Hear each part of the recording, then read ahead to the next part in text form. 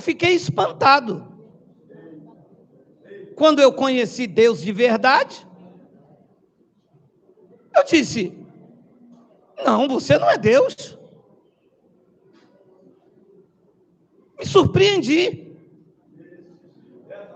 Falei: não, o Deus que me apresentaram é o Deus que quer o meu dinheiro, que quer o meu sacrifício, que quer que eu pague um preço, que eu tenho que buscá-lo no monte. O Deus que eu conheço é o Deus que quer que eu fique com fome, que eu vá fazer um culto de consagração, que eu faço voto, que eu faço desafio. Agora tu se apresenta a mim como meu pai, dizendo que nada me separa da tua mão, que nem morte, nem vida, nem os anjos, nada me separa de ti, e que tu diz que uma vez teu filho, filho para sempre. Este é um Deus então às avessas, contrário de tudo aquilo que me apresentaram. Tu está dizendo que ninguém foi até a ti se não fosse por ti mesmo, que foi tu que me reconciliou. E eu ouvi dizer que a expressão religare do latim é a religião, aonde eu tinha que obedecer dogmas, preceitos, scripts pastorais. E tu te apresentas agora como Deus de toda graça, dizendo que tu pagou o sacrifício, rasgou o escrito de dívida. Não, tu não és o Deus da igreja onde eu frequento. Esse foi o conflito na minha vida. E eu disse: não, eu não quero esse Deus. Há um tempo atrás, um suposto líder da igreja, porque a igreja de Cristo não tem líder. A igreja de Cristo tem um cabeça, uma autoridade, um governador, archon do grego, o governador de todos os povos, chama-se Cristo Messias. E um suposto líder, quando foi confrontado por alguém, e alguém disse a ele: o senhor não está pregando aí, bispo, que nós temos que seguir a lei de Moisés, mas o evangelho não diz que somos salvos pela graça?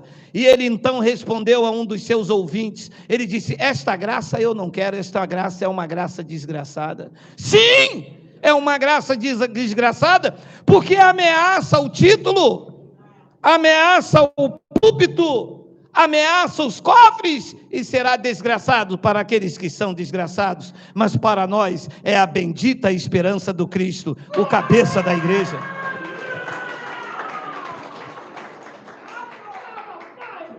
Deus às avessas foi o Deus que eu conheci na religião, foi o Deus que eu conheci dentro da igreja evangélica. Foi o Deus que me disseram: aceita Jesus como seu Salvador, e eu me tornei o mais vil e o mais perdido de todos os homens. Nunca mais tive paz, nunca mais dormi direito, nunca mais vivi para minha família, nem para mim mesmo. Todo o meu tempo tinha que ser dentro da igreja. A minha família era escrava da religião. A minha mulher servia aos pastores. Os meus filhos obrigados a tocarem. E eu, como escravo da religião, não podia ver televisão, não podia ir à praia, não podia botar uma bermuda. E quando me apresentaram um Deus que me selou com o Espírito Santo, me fez filho regenerado, transformado em uma nova criatura nele, eu disse: não, esse não é o Deus que eu conheci nas igrejas. Porque esse Deus não se faz conhecer na religião. Este não é o Deus das placas. Este não é o Deus dos púlpitos. Este não é o Deus da convenção. Este é Deus, o Espírito. Este é o Salvador. Este é o Rei dos Reis. Este é o único bendito. Este é Cristo, o cabeça da igreja. Este se faz conhecer nos corações dos eleitos.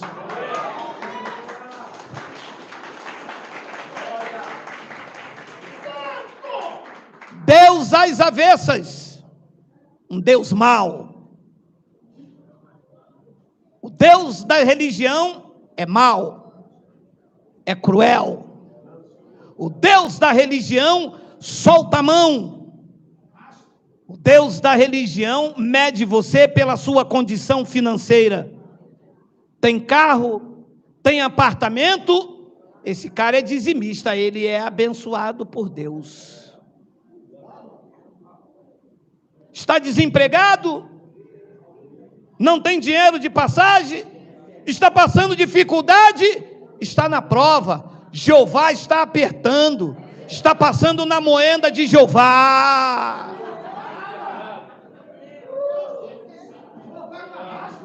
É isso ou não é isso?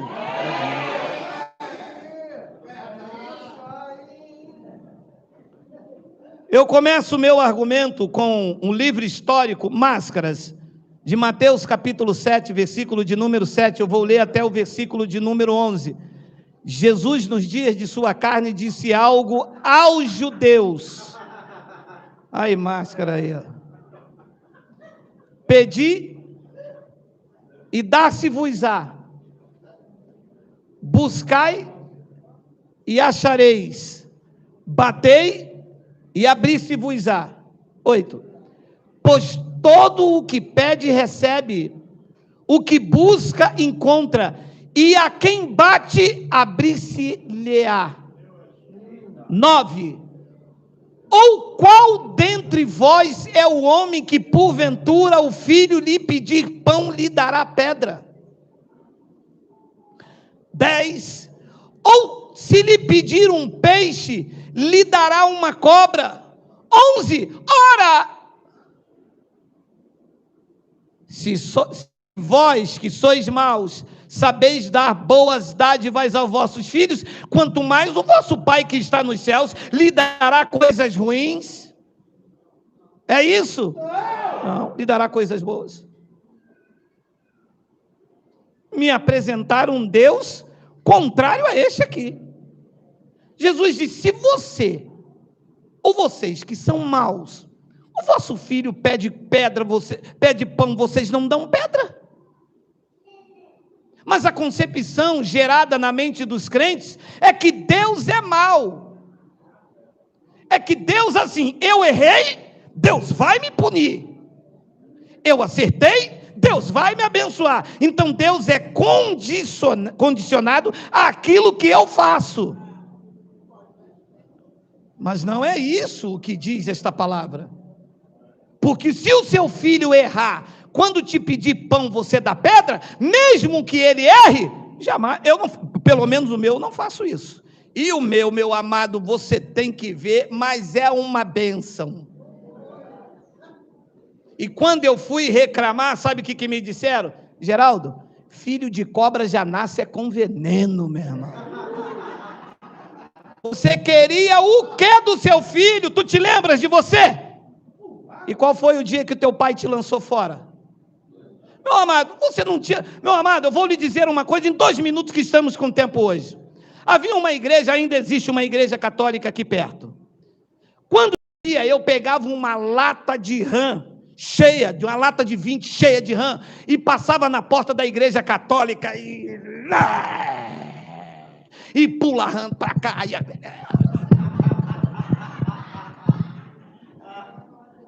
Era esse o santo que eu era. Quando eu passava nas ruas, eu vinha devagarzinho, pegava os relógios que ficavam do lado de fora, tinha uma chave, os mais antigos, e pum, desligava o relógio e queimava a geladeira velha e tudo, e corre, pega ela, é o filho da dona Lourdes, aquele Satanás. Meu pai nunca me lançou fora. Por que essa concepção de que Deus me lançaria fora quando eu errar?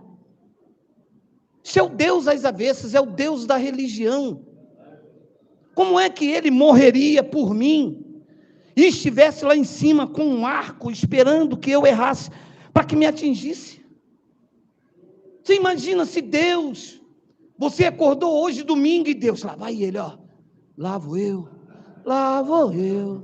Hoje a festa é na... E Deus olhando você, pegou o ônibus. E olha, se ele olhar, bota uma morena do lado dele, Satanás, que se ele errar o solta a mão, é hoje. É hoje. Se Deus faria isso. Jesus estava dizendo, ora, se vocês que são maus, vocês sabem dar coisas boas, dar boas dádivas aos vossos filhos, quanto mais o vosso Pai que está nos céus dará coisas boas ao que lhe pedirem. Deus não tem coisa ruim para dar aos seus filhos, assim como você não tem para dar o seu. Por mais que eles mereçam, tá? Fica com raiva na hora. O meu, eu tomo o telefone, porque hoje, né, você quer acabar com o filho, você toma o telefone ou desliga a internet. Esses dias eles esconderam o telefone dele, procurei, não achei, que ele aprontou comigo, procurei, não achei, o que eu fiz? Desliguei o Wi-Fi. Tem que ligar para Oi. Falei, por quê? Acabou a internet. Não, acabou a internet, não pagamos. Jesus perdoa a mentira, né? Nós não pagamos. Abençoados, a visão distorcida que a religião evangélica nos passou, mostrou um Deus às avessas. Quando comparado com a graça de Cristo, que mostra um Deus revelado, um Deus de amor, que disciplina os filhos, mas não os lança fora. Jesus disse aos judeus, os que vêm a mim, e só pode vir quem o Pai traz, disse ele aos judeus, de maneira nenhuma eu os lançarei fora. De maneira nenhuma. Haja o que houver, se fosses atraído por Cristo, o pau quebra, mas da palma da mão do Pai, ninguém te arrebata. Esse sim, esse não é Deus às avessas, esse é o Deus da graça. E eles querem, ou tentaram, ou fizeram, com que nós, como igreja de Cristo, pagasse um preço que ele já pagou. Tudo o que você conhece acerca de Deus é às avessas. Não é real. Não é a verdade. E o ataque contra a minha pessoa é, então só você que está certo, pense da maneira que quiser. O Deus que vocês me mostraram não é esse daqui. Vocês me mostraram um Deus mau, carrasco. Vocês me mostraram um Deus que queria o meu dinheiro. Eu só ia para Deus quando eu dava o meu dinheiro.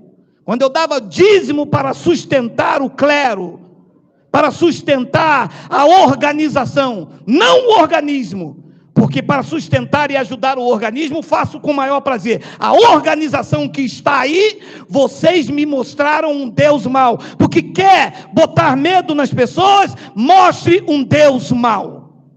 Um Deus que solta a mão, que lança no inferno, que castiga, que pune. E as pessoas estão aí com a sua consciência abalada, porque nunca conheceram o Deus da graça de Deus. Nunca conheceram a graça de Cristo. Nos fizeram pagar um preço já pago por ele. Disse Romanos, capítulo 3, versículo de número 21. Eu vou ler até o versículo 24. Olha aí. Mas agora, sem lei, se manifestou a justiça de Deus, testemunhada pela lei e pelos profetas. 22. Justiça de Deus mediante a fé em Jesus Cristo para todos os que creem. Porque não há distinção. 23, pois todos pecaram e carecem da glória de Deus. 24, sendo justificados pagando um preço. Sendo justificados gratuitamente pela lei de Moisés, por sua graça. A pergunta que eu vou fazer aos senhores, com maior respeito e educação, para mim não ter que avançar em cima de um. É por aí, com respeito e educação. Te apresentaram isto na igreja? Disseram que você foi justificado gratuitamente, significa que não precisava pagar preço nenhum. Capite? Birimbau. Está escrito aqui, claramente, sendo justificado gratuitamente por sua graça, mediante a redenção que há em Cristo Jesus. Me disseram que eu tinha que pagar um preço. Me disseram que quanto mais sacrifício, melhor. Me disseram que eu tinha que fazer, que eu tinha que me lançar num desafio, quando na verdade o preço já estava pago gratuitamente pela graça de Cristo. Nunca me apresentaram isto. Abençoados, eu vou te mostrar um versículo em que já aprendemos que Tiago, quando disse isso, disse aos judeus. Mas é claro que algumas coisas que ele disse, não como doutrina, o que ele disse tem verdade. Como algumas coisas que os católicos falam, tem verdade. Como algumas coisas que a Sheikh Chunouye fala, tem verdade. Como algumas coisas que os evangélicos falam, tem verdade. Só não posso acatar como doutrina. Olha o que Tiago disse no capítulo 1, versículo 16 e 18. Não vos enganeis. Tiago está escrevendo isso aos judeus dispersos, às 12 tribos. Meus amados irmãos, 17. Toda boa dádiva e todo dom perfeito são lá do alto, descendo do Pai das luzes, em quem não pode existir variação ou sombra de mudança. De acordo com esta palavra, Deus pode mudar o que Ele sente por mim e por você? Não. Então Deus amanhã vai ser mal. Por quê? Porque eu não quis ir para o culto. Passou o quê? Não veio para o culto de consagração? Deve estar em pecado, porque sabia que a gente ia tirar uns 4 capetas do seu ombro. Abençoado, ouça o que eu vou lhe falar, porque aqui pregamos liberdade em Cristo. Se você não vier domingo que vem, Deus não vai deixar de te amar. É verdade. Em Deus, não na religião, em Deus, não pode existir variação ou sombra de mudança. Versículo 18, tem aí o 18? Pois segundo o seu querer, Ele nos gerou pela palavra da verdade, para que fôssemos como que primícias da sua criatura. É verdade. Então não nos apresentaram um Deus desse. E quando você diz que Deus não pode mudar, em relação àquilo que sente por mim e por você, os ascéticos que querem um Deus mau, vocês sabem que a religião quer um Deus mau. A religião precisa mostrar um Deus mau para que você fique cativo à doutrina deles. É verdade. Se Deus for bom, você vai ter medo de quê? Você tem que encher os templos, porque uma vez que Deus é mau, você encontra a bondade de Deus aonde? Na igreja. Porque não se oferece bondade de Deus fora da igreja. Se oferece bondade de Deus dentro da igreja. Venha, parem de sofrer, diz os pastores, né? Parem de sofrer. Só que isto é um som para fazer eles pararem de sofrer, porque eles depois é que vivem felizes. Então, a igreja te chama para conhecer um Deus bom. Quando chega dentro da igreja, te mostra um Deus mau.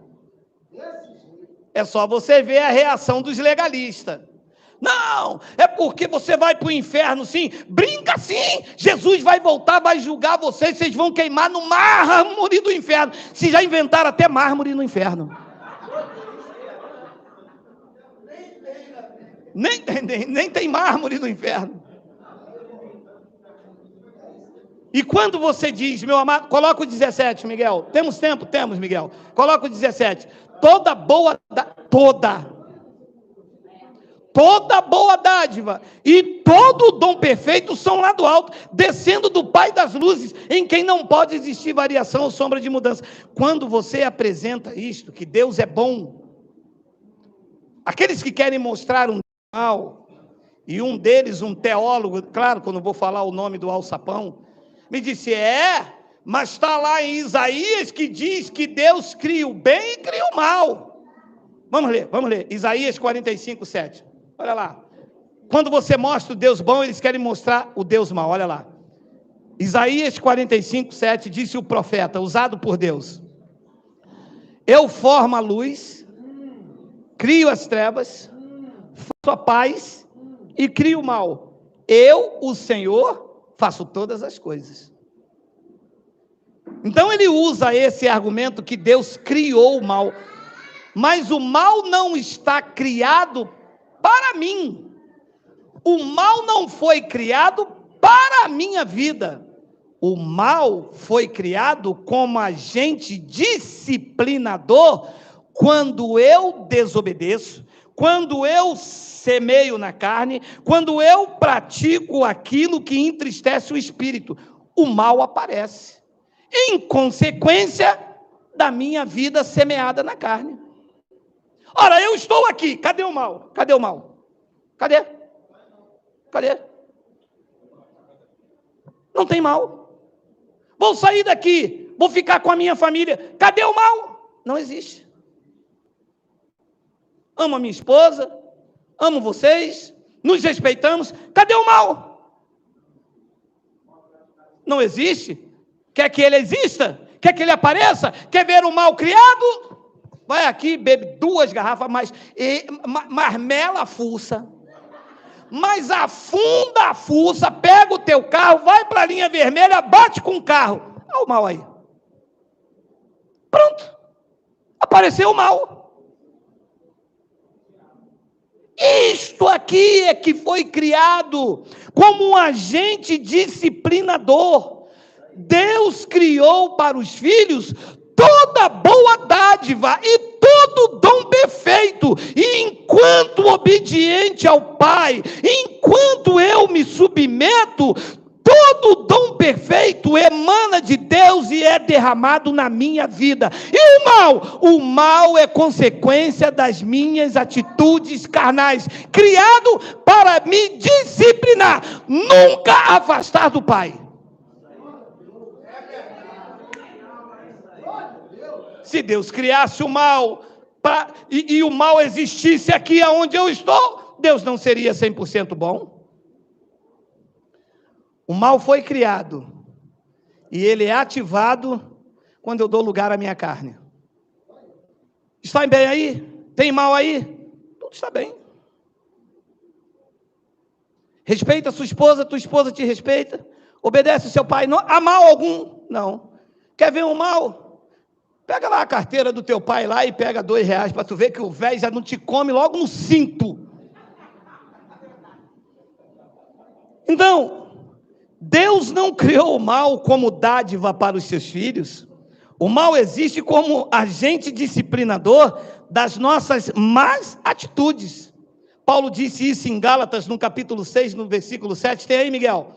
Não vos enganeis, de Deus não se zomba, pois aquilo que o homem semear, Deus é que colhe, aí pune vocês.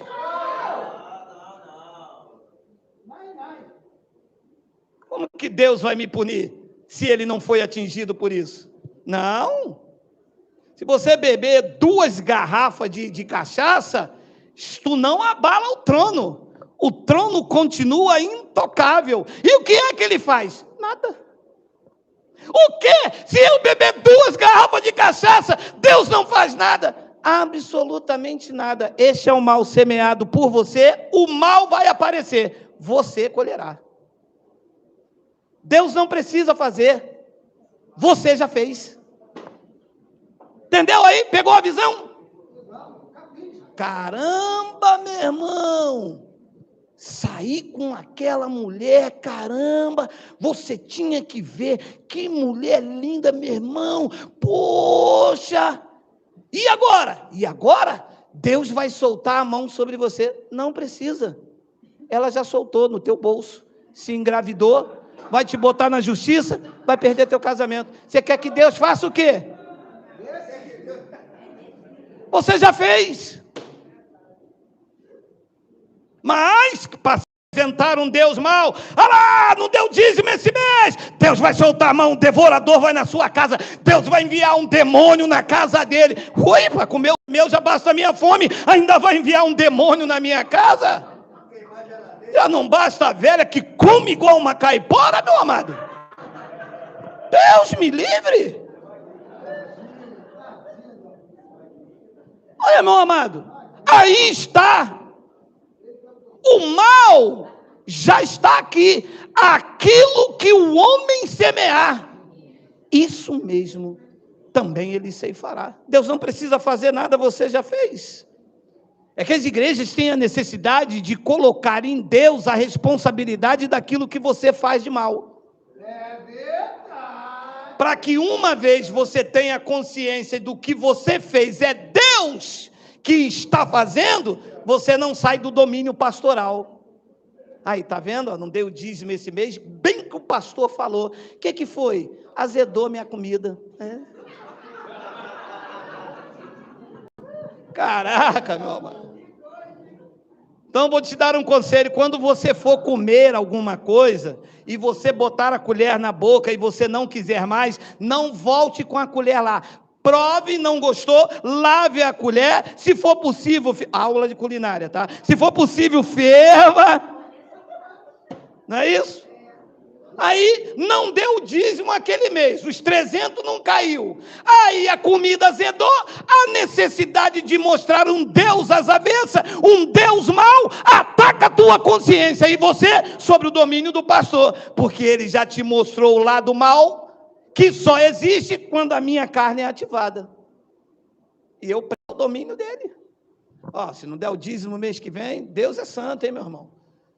A janela dos céus só abre quando você dá o dízimo.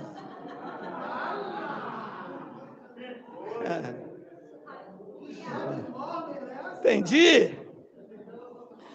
O caráter de Deus. Eu escrevi aqui enquanto essas inspirações via. Preste bastante atenção. O caráter de Deus não é moldado por minhas ações, e nem o seu amor pela minha bondade. Eu vou repetir. Eu escrevo, porque como pouca cultura, quando me vem esses insights, eu escrevo. O caráter de Deus não é moldado por minhas ações. Ou seja, Deus não vai me amar por aquilo que eu faço, ou Deus não vai me dar algo por aquilo que eu faço. Deus não é moldado por isso. Senão, nenhum de nós aqui teríamos nada, porque na carne não somos perfeitos. E o seu amor não é moldado pela minha bondade. Porque é isso que a igreja passa. Você é bom? Deus é bom com você. Você é ruim? Então Deus também é assim. Então isto aqui está caracterizado o quê? Dente por dente e olho por olho. Eu sou bom? Deus é bom. Eu sou mau? Deus é mau. Então há em Deus uma sombra de variação. Deus vai variando, vai mudando de acordo com aquilo que eu ajo. Só que em 2 de Coríntios, capítulo 5, versículo de número 18, tenha paciência comigo. Ora, tudo provém de Deus, que nos reconciliou consigo mesmo por meio de Cristo e nos deu o ministério da reconciliação. 19, a saber, que Deus estava no monte, Deus estava dentro da igreja pentecostal, Geraldo é fogo puro. Igreja pentecostal, Geraldo é fogo puro, é que Deus não passava nem na porta. Está amarrado.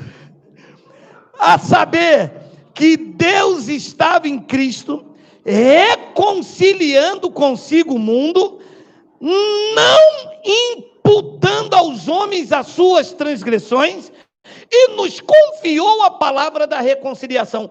Grifa para mim, Miguel. Não imputando aos homens as suas transgressões, e reconciliou o mundo. Vou reconciliar, mas você tem pecado, você errou, você não deu dízimo, você azedou a comida, você, ficou quem? Ele sozinho. Se não, ele não sofre variação nem mudança, ele não me julga segundo as minhas ações, ele não me ama pela minha bondade. Diz que não imputando aos homens as suas transgressões, e nos confiou a palavra da reconciliação. 20, tenho 20, de sorte que somos desgraçados, somos o pó da terra, somos o quê? Embaixadores em nome de Cristo, como se Deus exortasse pelo nosso intermédio. Em nome de Cristo, pois, vos rogamos que reconcilieis com ele. 21, aquele que não conheceu o pecado, ele o fez pecado por nós, para que nele fôssemos feito a desgraça de Deus. Fôssemos feito o quê? A justiça de Deus. Nunca que me apresentaram isto. Olha, o santo se fazendo maldito, para que os malditos se tornassem a justiça de Deus. Me mostraram um Deus que é santo e quer que eu seja santo. Como eu não vou ser nunca santo, Deus vai sempre me disciplinar. Esta é a pregação, a teologia da igreja que me mostrou um Deus totalmente às avessas disso que eu estou lendo com vocês. Diz que ele, santo, puro e imaculado, diz que não conheceu o pecado, ele se fez pecado por nós, pelos irmãos lá em Coríntios, para que nele fôssemos feitos a justiça de Deus. E praticamos o que para isso? Pagamos que preço? Que dinheiro que ele exigiu? Qual sacrifício? Pediu que você frequentasse qual culto? Pedisse que você ouvisse que pregação? O que é que ele exigiu de você? Absolutamente nada. Até para crer nisso, ele repartiu a cada um de nós a mesma medida da fé, dando o dom da fé para que pudéssemos ler e acreditar que nós não somos o pó da terra, que nós não somos o gafanhoto, que nós não somos miseráveis. Muito pelo contrário, isso era um Deus às avessas. Nós, na verdade, somos a justiça de Deus nesta terra, e a isso dizemos glórias a Deus.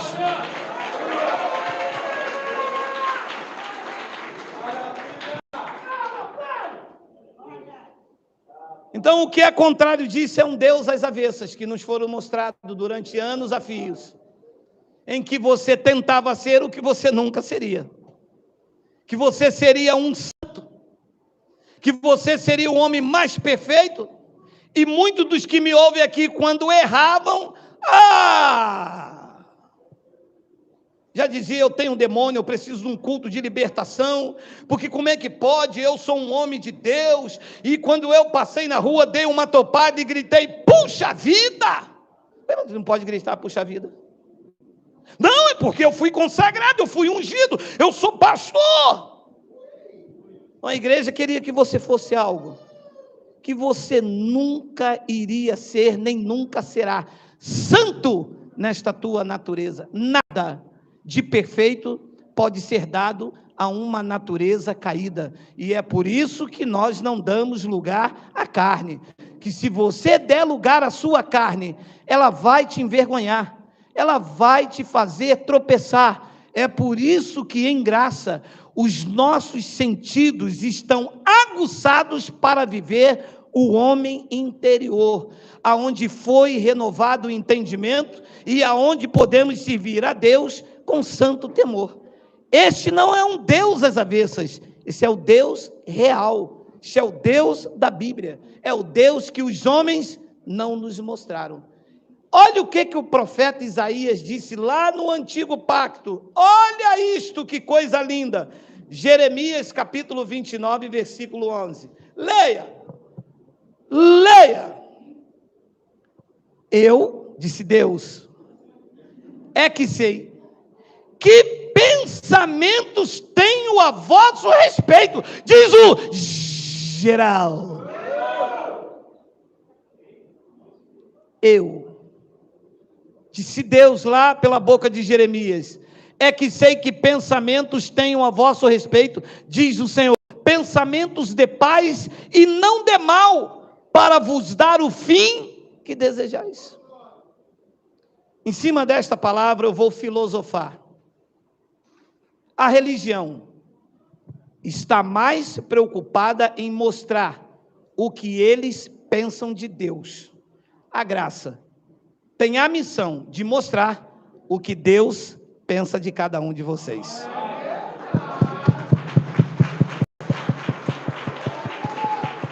Capite? Benevéria. Eu vou repetir que eu achei bonito. A religião está mais preocupada em mostrar o que eles pensam de Deus. Daí a teologia evangélica. A cada lugar Deus é diferente. Já viu? A irmã disse, Deus me disse. A outra disse, Deus me disse. O contrário do que essa aqui disse. Deus mandou falar. A outra diz, Deus mandou falar. Ao contrário do que a outra falou. A religião está mais preocupada em mostrar o que eles pensam de Deus. A graça de Cristo tem a missão de mostrar o que Deus pensa de vocês. E que são pensamentos de paz e não de mal, para vos dar o fim que vocês desejam. E eu espero que vocês desejam viver uma vida com abundância em Cristo. Assim é? Assim é.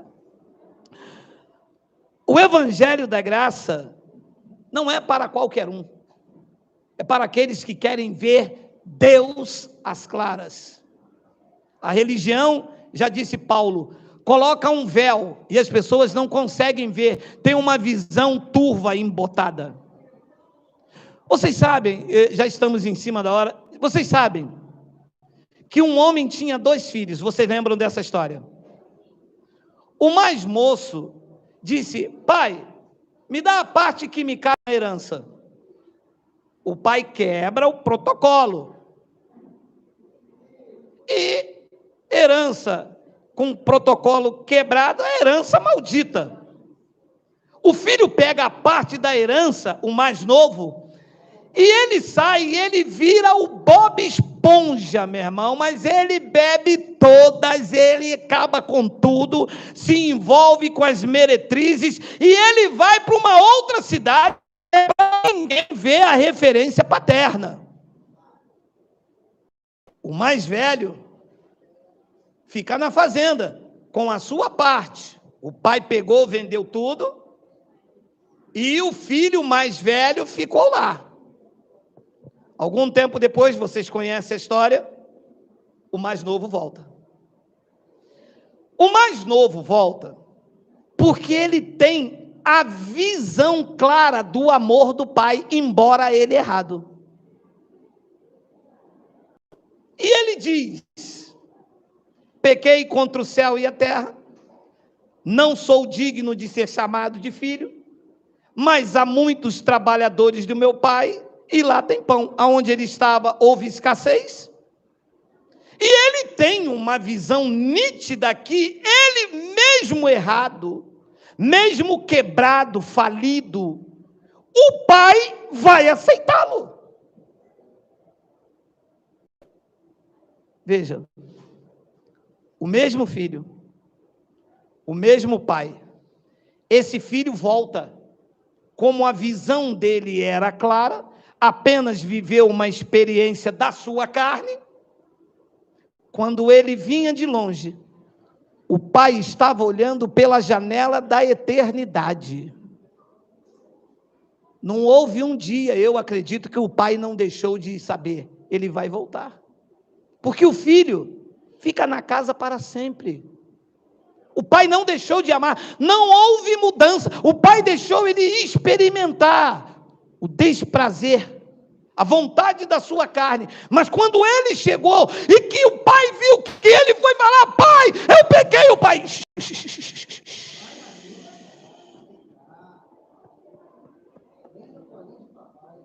manda matar o boi cevado, que está lá assim engordando o boi, nem anda para não endurecer a carne. Você sabe o que é um boi cevado? O boi não anda pelos pastos, ele fica lá no cantinho.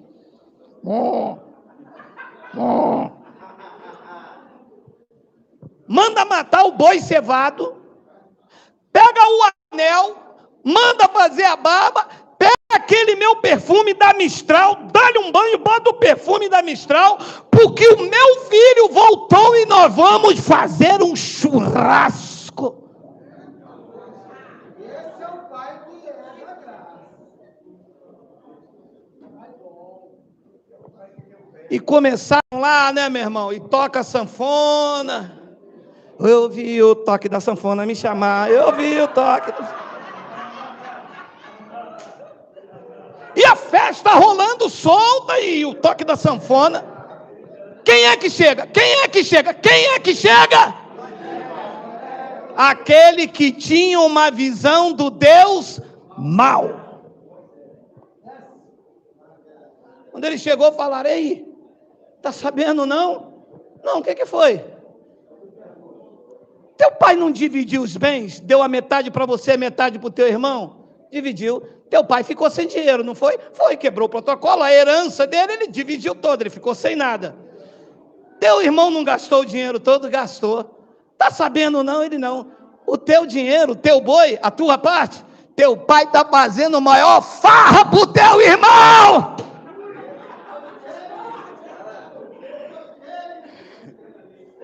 Ele o quê? Falou: peraí. Quer dizer que esse teu, que já não era mais irmão, quer dizer que esse teu filho pegou o dinheiro todo, gastou tudo, foi embora, voltou, você está fazendo maior farra. E eu que ficou aqui, nunca te desobedeci. Sabias que tu era duro, um homem que ceifasse aonde não semeou? Ceifas aonde não semeou? Eu nunca peguei um cabrito para comer com os meus irmãos. Olha a visão. O pai é um só, mas a visão acerca do pai é diferente. Só existe um Deus. A visão dos evangélicos é que ele é mau. A visão da graça é que ele é bom, embora discipline. Mas ele não tem sombra de variação. Uma vez que ele te ama com amor eterno. Deus não pode deixar de te amar porque você pegou parte da herança e foi embora. Deus não pode deixar de te amar porque você não quer congregar mais no Sarapuí. Isso existe aonde? Se você é livre para congregar onde você quiser. Você é livre para estar aqui e não estar. E o pai vai te amar porque você está no Sarapuí. Sarapuí, um nome feio desse? O pai disse a ele: meu filho, você tem uma visão distorcida de mim. Tudo o que é meu é teu. Você podia fazer o que quiser. Tu é meu herdeiro, mas tu se via como escravo, como pó da terra. O outro, por causa desta liberdade, por causa da visão nítida, é verdade, por causa desse amor, ele deu ocasião à sua carne, mas foi disciplinado por isso, e mais dias ou menos dias, ele volta. Porque uma vez filho para sempre. Você que nunca saiu a lugar nenhum, está vivendo um rigor ascético e não está vivendo o meu amor. E hoje está no ódio porque eu sou bom com aquele que eu amo. Esta é a visão das igrejas. A igreja hoje vê você que usa um batom e diz: ah lá, está desviada a pomba gira do inferno, olha lá.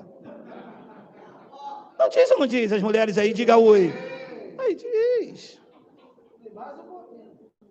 E você não está congregando mais não é? Porque esta visão distorcida, porque não conhecem o Deus da graça, conhecem um Deus avessa, um Deus mau, um Deus carrasco, um Deus que pune, um Deus que solta a mão. Mas o filho pródigo mostra perfeitamente que Deus ama os seus filhos, independente de qualquer situação que eles estejam vivendo. Disciplina, E eu posso dizer isso porque o que o pai já me bateu, meu amado. Eu já contei, às vezes chegava em casa mancando, a mulher dizia, brincou com o papai, né, negão? Você andou aí, né? E o pai, ó, pum! Você vai aprendendo. As igrejas não conhecem o Deus da graça. Dizem que vivem em graça, mas o seu Deus não é o mesmo Deus da graça. Eu vou terminar com 2 versículos dizendo a vocês. Hoje é eleição, meu irmão, prefeito de Caxias. Hoje é eleição aí, meu irmão. Hoje eu tenho que eleger o ladrão da minha vida, meu irmão. Hoje é triste, mas é verdade. Deixa eu terminar com 2 versículos. O Deus dos evangélicos não é o mesmo Deus da graça. Embora Deus seja um só. Mas a exemplo do filho pródigo, os evangélicos têm uma outra visão de Deus. Os evangélicos acham que se perder um culto, Deus disciplina. Os evangélicos acham que se não comer um pão com suco, Deus me livre, perdeu a comunhão. Este é o Deus dos evangélicos. O Deus da graça é totalmente diferente, por isso o título, Deus às avessas. Eu vou terminar com 2 versículos, 1 de Pedro 5,10. Ora, o Deus de toda a graça. Olha que lindo que Pedro teve que aprender com Silvano, que foi quem instruiu ele depois. Ora, o Deus de toda a graça, que em Cristo vos chamou a sua eterna glória. É uma glória passageira ou é eterna? Eterna. Mas os crentes não acreditam nisto nunca. Diz que eu vou perder a salvação, diz que eu vou isso, eu tenho que me converter a cada dia. O Deus de toda a graça, que em Cristo vos chamou a sua eterna glória, depois de terdes sofrido por um pouco, Ele mesmo, não é o jejum, não é o culto de consagração, não é a busca no monte, diz que Ele mesmo vos há de aperfeiçoar, firmar, fortificar e fundamentar. O Deus de toda a graça, que chamou a eterna glória, depois de sofrer um pouco, Ele mesmo. Não há nenhuma intervenção de homem, não há nada que o homem faça, não há nada que ele possa fazer, diz que Ele mesmo, depois de ter sofrido. E olha, depois que eu sofri bastante, e que me mostraram um Deus mau, depois de eu fazer campanhas, fazer votos, depois de eu fazer sacrifícios, depois de eu jejuar, depois de eu fazer compromissos na igreja, depois de eu carregar aqui a carteirinha, ostentar os títulos, tudo isso me trouxe sofrimento. Ele mesmo, Ele, através da sua graça, disse que aperfeiçoou, firmou, fortificou e me fundamentou. As igrejas precisam conhecer o Deus de toda graça. As igrejas precisam perder o medo que eles têm de Deus, não o temor. Temor é uma coisa, medo é outra. E você quer escravizar um povo, quer escravizar uma nação, coloque-os sob o jugo do medo e da ameaça. Você quer que as pessoas te respeitem? Respeite-as e mostre a liberdade que eles têm com você. Que o respeito seja mútuo. É assim que devemos agir com Deus. E eu agora termino com Atos, capítulo do número 17, versículo de número 22. Leia esta palavra, por favor. Então Paulo, levantando-se no meio do aerópago, disse: Senhores atenienses, em tudo vos vejo acentuadamente religiosos. É assim que está quem vive e conhece um Deus às avessas, acentuadamente religioso. E Paulo diz no versículo de número 23, porque passando e observando os objetos do vosso culto. Quem vive um Deus às avessas, vive assim, com objetos de culto. O que é isso? Isto é o candelabro. O que é isto? Isto é a bandeira de Israel, isto é a arca da aliança, isto é o shofar. porque passando e observando os objetos de vosso culto, encontrei também um altar no qual está escrito ao Deus desconhecido. Leia! Pois esse que adorais sem conhecer é precisamente aquele que eu vos anuncio. Adorando sem conhecer. Um Deus contrário do que Paulo anunciava. Disse, esse que vocês estão adorando sem conhecer, gente, é exatamente esse Deus que eu estou anunciando a vocês. O que vocês estão vivendo não tem nada a ver com o Deus da graça que eu anuncio. O que vocês estão vivendo é uma religiosidade. Vocês estão sendo escravos de homens. Vocês estão servindo a homens. Não há mais necessidade de pagar esse preço. Não há mais essa necessidade de ter medo de Deus. Deus vos trata como filhos. Isso que vocês desconhecem é exatamente isso que eu vos anuncio. E ele larga a bomba no versículo 24 e diz, olha aí, Deus que fez o mundo e tudo o que nele existe, sendo ele Senhor dos céus e da terra, não habita em santuários feitos por mãos de homens. Se não habita em santuário feito por mão de homens, ele habita onde? Em você, em você, em você, em você, em você, em você. Recebe, recebe, recebe, recebe, recebe.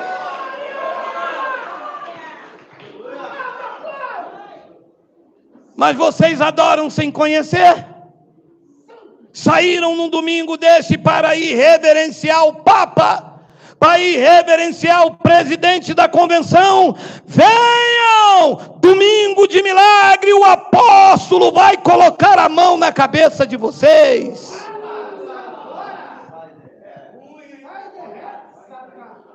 Esse é o Deus às avessas. Esse é o Deus contrário destas verdades.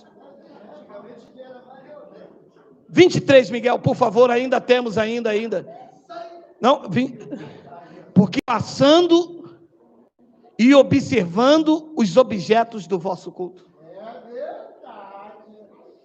Quanto tempo eu demorei para entender isso?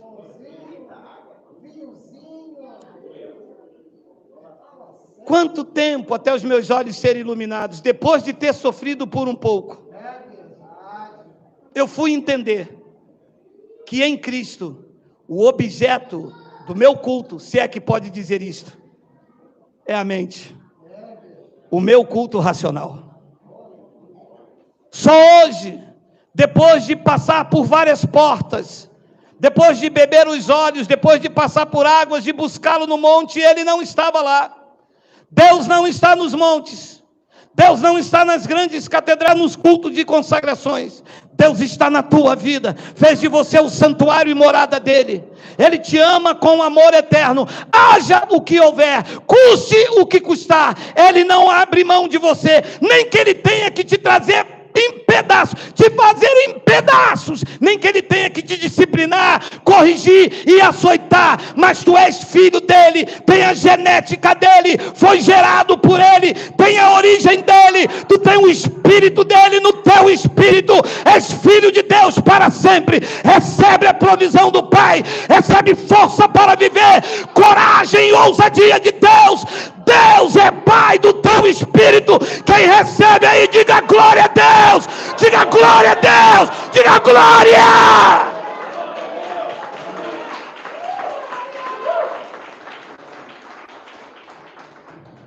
Coloca o 23, Miguel, que tem uma frase lá. Passando e observando o objeto de vosso culto. Paulo estava querendo dizer, o que vocês conhecem como Deus não tem nada a ver com a realidade do Deus da graça. Deus não é servido por objetos consagrados, sabonete, fita, lenço. É triste você ver, você passa nos lugares, as pessoas estão assim, ó. Segura aí um minutinho só. Abre aqui, mas abre em nome de Jesus, capeta. É assim mesmo.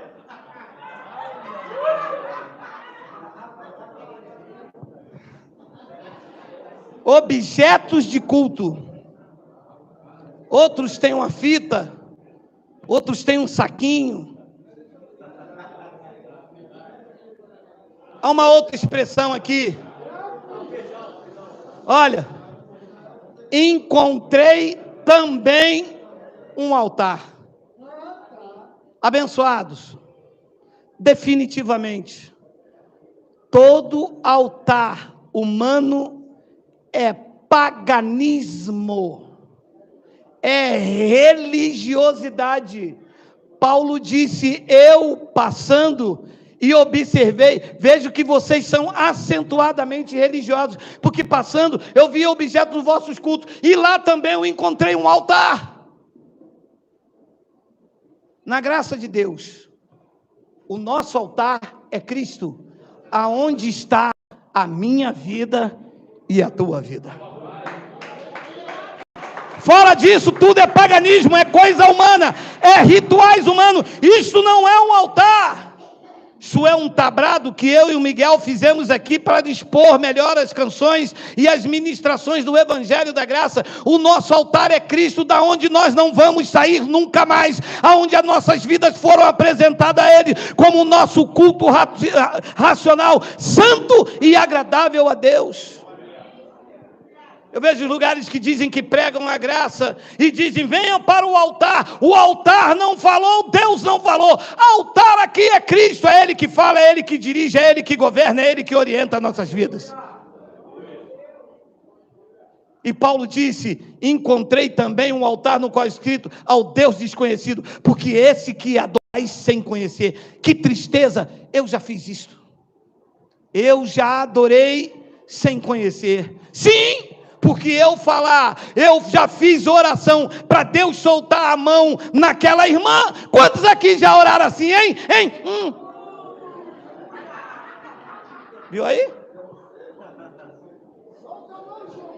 Quantos já falaram, a irmã fez isso? Pode deixar, Deus vai cobrar, Deus vai soltar a mão. Ó, a mão de Deus pesa, hein? Quantas vezes eu disse isso? Adorando sem conhecer.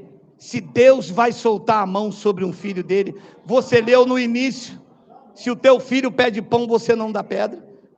Se o teu filho pede peixe, você não dá uma cobra. Deus iria soltar a mão sobre um filho dele que ele comprou com seu próprio sangue. Disse Paulo, esse em que você, por esse que adorais sem conhecer, é precisamente aquele que eu vos anuncio. Eu vos anuncio nesta manhã o Deus de toda graça. Não temas, não te espantes, porque o Senhor, o nosso Deus, é com vocês, por onde quer que vocês andem. Vocês estão inseparáveis do amor dele. Aconteça o que acontecer, Deus não abre mão de vocês. E se vocês aprenderem a ter uma visão nítida do Pai, vocês vão experimentar a boa, a perfeita e agradável vontade do Pai. Seguros, tranquilos e sem temor do mal. Assim seja, assim diz o Espírito da Graça. Vamos ficar de pé.